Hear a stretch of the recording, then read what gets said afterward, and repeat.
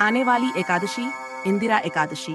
तारीख इंदिरा एकादशी श्रावण द्वादशी कृष्ण पक्ष में होती है और 17 सितंबर 2025 बुधवार को है। महत्व क्यों मनाई जाती है? यह व्रत पितृपक्ष में पड़ता है और पूर्वजों की आत्मा की मुक्ति एवं उनकी शांति के लिए विशेष रूप से मनाया जाता है।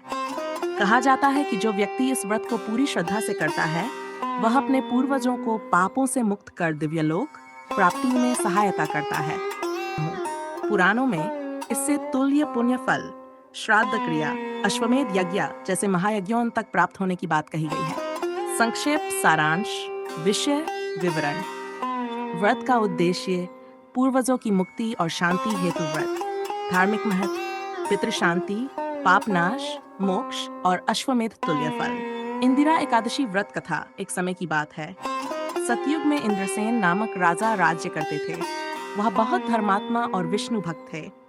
राजा का राज्य धन धान्य से संपन्न और प्रजा सुखी थी। एक दिन राजा अपने दरबार में बैठे थे कि तभी देवर्षि नारद वहां पधारे। राजा ने उनका स्वागत सत्कार किया और प्रणाम किया। नारद मुनि ने राजा से कहा, हे राजन, तुम्हारे पिता स्वर्गलोक से नीचे पितृलोक में हैं और वहां अत्यधिक कष्ट भोग रहे हैं। उन्होंने मुझे तुम्हारे पास भेजा है।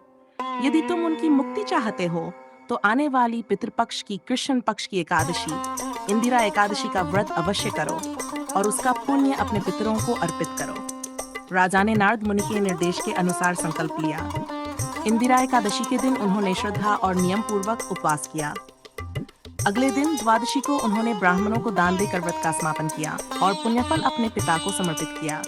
इस व्रत के प्रभाव से राजा इंद्रसेन के पिता पितृलोक से मुक्त होकर स्वर्गलोक को प्राप्त हो गए। महत्व यह व्रत पितृपक्ष में विशेष महत्व रखता है। इंदिरा एकादशी का व्रत करने से पितरों की आत्मा को शांति और मुक्ति मिलती है।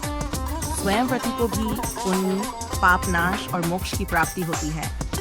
इसे करने से श्राद्ध कर्म के समान फल मिलता है और इसे अश्वमेध यज्ञ तुल्य कहा गया है।